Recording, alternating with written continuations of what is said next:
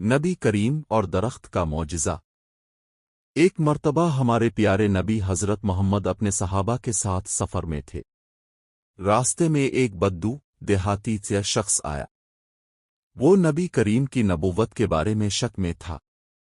اس نے کہا، اگر آپ واقعی اللہ کے رسول ہیں تو کوئی نشانی دکھائیں۔ نبی کریم نے فرمایا، اگر یہ درخت میرے پاس آ جائے تو کیا تم ایمان لے آؤ گے؟ اس شخص نے کہا، ہاں، اگر ایسا ہو جائے تو میں ایمان لے آؤں گا۔ پھر نبی کریم نے اس درخت کو اللہ کے حکم سے آواز دی۔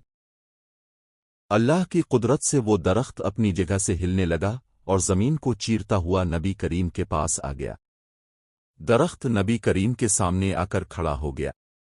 یہ حیران کن منظر دیکھ کر وہ بدو شخص حیران رہ گیا۔